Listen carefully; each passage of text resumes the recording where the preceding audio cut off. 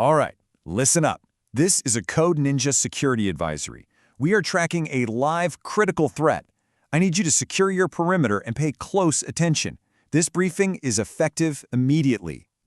We're here to address CVE-2026-24061. This is a newly disclosed vulnerability in the GNU InetUtils suite. And what's really concerning is we have confirmation it is being actively and widely exploited in the wild right now.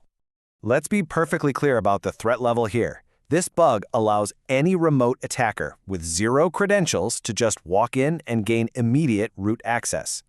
Its CVSS score, that's the Common Vulnerability Scoring System, is a 9.8 out of 10.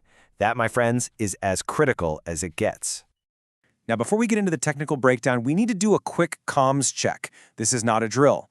These threats move way faster than patches can roll out, so establishing a secure intel channel is absolutely mission critical. So here are your orders. First, subscribe, and most importantly, activate all notifications. You need to get these intelligence briefings the moment they drop. Second, hit that like button. Think of it as your acknowledgement that you've received this advisory. And finally, sound off in the comments. We need you to report your patch status so we can all help gauge the blast radius of this thing together. Okay, let's get into the exploit analysis. Now, this isn't some brand new bug. We're calling this a sleeper bug because it's been lurking for 11 years. It was introduced in a code commit way back in 2015 and has just been sitting there, dormant, in countless systems, just waiting for someone to find it. And the way it's exploited, it's almost frighteningly simple. It doesn't need any complex code or fancy techniques. The whole attack weaponizes a standard environment variable, specifically the user variable. That simple setting that just tells the system who's trying to log in. And this is the exact command attackers are using right now. That's it. A single line is all it takes to own a system. By passing -f root as the user, they're basically tricking the system into just handing over the keys. So what's happening here is a classic argument injection. The attacker sends that malicious user variable. The telnet daemon, the service listening for connections, it fails to sanitize this input. It doesn't check it, it doesn't clean it, it just trusts it. So it passes the attacker's string directly to the system's login command. Well, the login command sees that -f flag, which tells it to skip authentication entirely for whatever user comes next. In this case, root. And just like that, game over. Okay, so we know how it works. Now let's talk about the impact. The blast radius for this is, well, it's significant. And that's mainly because of how widespread these old legacy protocols are, especially in critical infrastructure.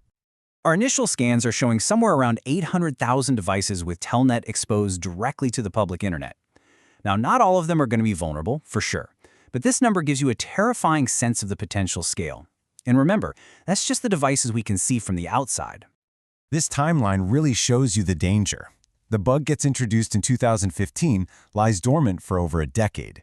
It's publicly disclosed on January 20th of this year, and less than 24 hours later, our sensors just lit up globally. Active automated exploitation started almost immediately. The bad guys wasted no time. So, who's in the crosshairs? Well, this thing is a gift for anyone targeting industrial control systems or operational technology. These are often those set-it-and-forget-it environments where uptime is king and security updates are an afterthought. But it's not just them. It also hits legacy network gear, countless embedded Linux devices, and even consumer hardware. We're already seeing companies like Synology pushing out emergency patches for their NAS devices. All right, enough about the problem. Let's focus on the solution.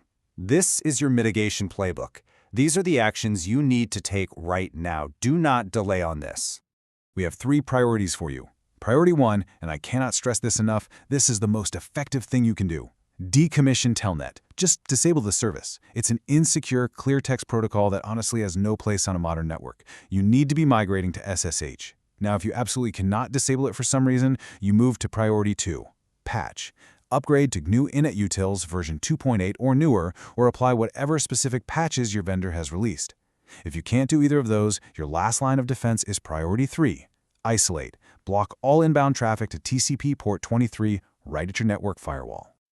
And finally, I want to say a quick word on the disclosure process and give you your final orders. Look, the reason for this urgent public disclosure is simple. The second this thing became public knowledge, threat actors started weaponizing it. The vendor had been notified, of course, but with active attacks already happening, users needed to know immediately so they could protect their perimeters. This is exactly what coordinated vulnerability disclosure looks like when the risk is this imminent. So as you go off and execute your mitigation plan, I want to leave you with one question to think about. CVE 2026-24061 was a decade-old bug hiding in plain sight in a legacy protocol. So ask yourself, is this the last sleeper bug on your network?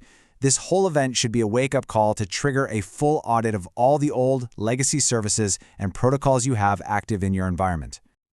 That's all for this advisory. Execute your playbook, audit your assets, and stay secure.